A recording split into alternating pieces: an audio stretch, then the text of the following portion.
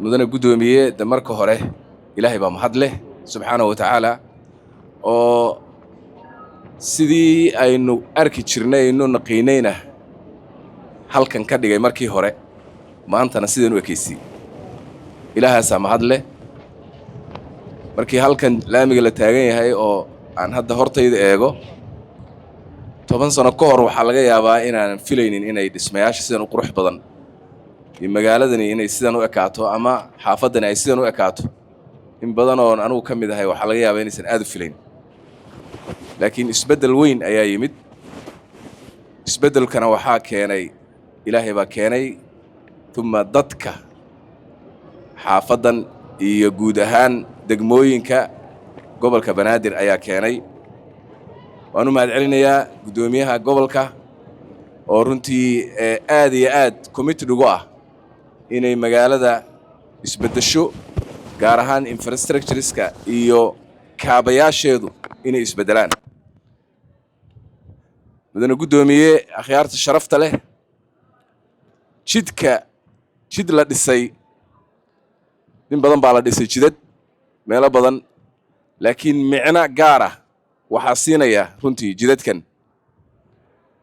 marbay ka dambaysaa maalinta ka dambaysa ayay jidadka la dhisay ka sii fiican yihiin kuwii kale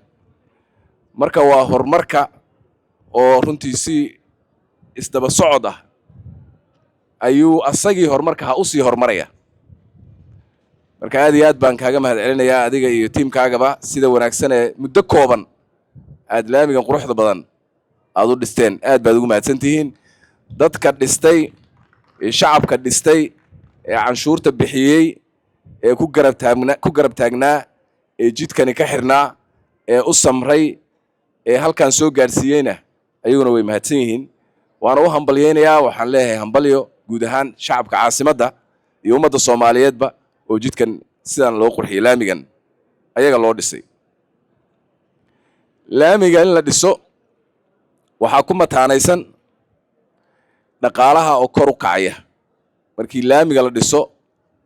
xaafadaas laga dhisay dhaqaaluhu kor buu u kacaya maxaa jira isu socodka fududaanaya markastoo isu socodku fududaadana waa suuqii oo xoogaystay markastoo suuqu soo xoogaysto oo tirada dadku ay bataanna markasta oo businesska ama ganacsiga markaa socdaay uu kor u kaco waay marka dhaqaalaha iyo ganacsiga ayaa kor u kacaya bilicda iyo quruxda magaalada iyo hygiene-keeda ayaa iyadana ayaa ku lamaansan oo way qurux badnaatay waa kan hadda quruxdeeda caasimadaha dunida ayay la tartamaysaa marka qurux bay leedahay amniga ayay wax ka taraysaa oo hadda qajafyo iyo waxyaabo foolfoolxun iyo bacal la dhigdhigay iyo wax lagu soo dhuuman karaa ma yaalaan waa meeshaas quruxda badan ee wanaagsan waaye runtii marka jidka la dhiso markii laami la dhiso laamigaa la dhisay keliya ma ahee qaybihii nolosha oo dhan ayaa la dhisay gabadha umusha ama uurka leh ee foosha ah ee laga soo qaadi jiray meel jidkan soo qaadi jirtay waxaa laga yaabaa inay culays ku qabtay ama fogaanta ha noqoto oo hadda baabuurku intuu la soo jagjaglaynayo ama ha noqotoba in dhagxaan ay ku xidhnaayeen ama jidad ku xidhnaayeen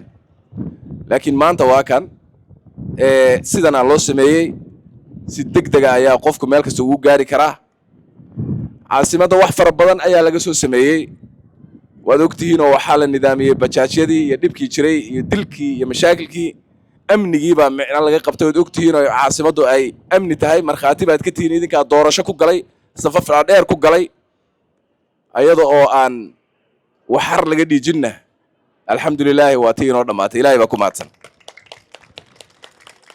magaalada marka sidaa u eg ee sidaa u xasiloon ee sidaa u horumaraysa ee amnigeeda sidaa u horumaray waxaan kula dardaarmayaa shacabkeenna qiimaha badan ee reer Banaadir inay nabadgelyadooda ilaashadaan bilicdooda ilaashadaan quruxdooda ilaashadaan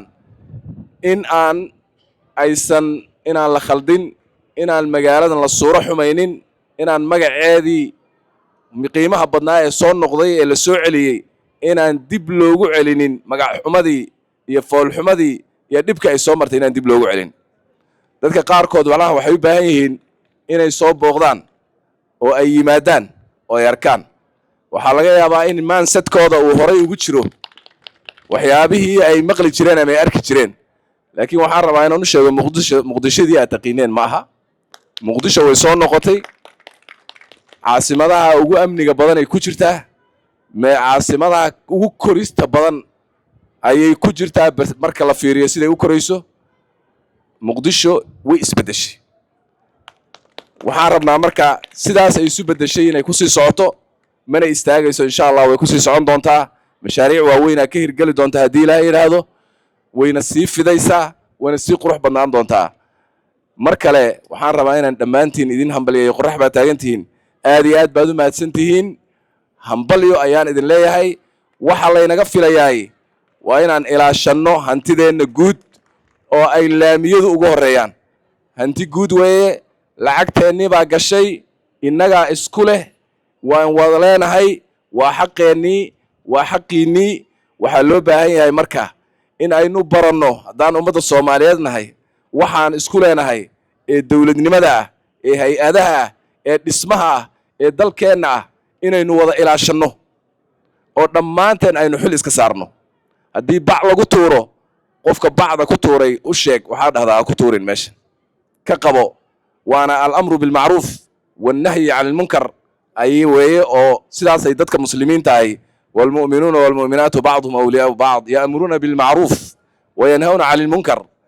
marka dadka muslimiinta waxa loo yaqaanaa qofka hadduu dhexdooda wax ku sameeyo inay gacanta ka qabtaan marka inaynu iska qabanno inta ina xumaynaysa ayaynu waabana iska qabanay ayaynu halka nabad ku helnay marka isbedelkan aad aragtaan ee yimid ee nabadda ku yimid dadka isbedelay qulubtooda isbedeshay ilaahayna ma bedelaba ummadda ilaa ay ayagu iska soo bedelaan marka dadkeena hadda gaar ahaan reer Muqdisho ayaa fakarkoodii fiicnaaday isbedel baa ku yimid dawladnimadii bay jeclaadeen amnigii bay jeclaadeen noloshii bay jeclaadeen yani waxa waaye sidaas ay ku timid isbedelku sidaas ku yimid haddayna ayaga ka imaanin isbedelku ma imaadeen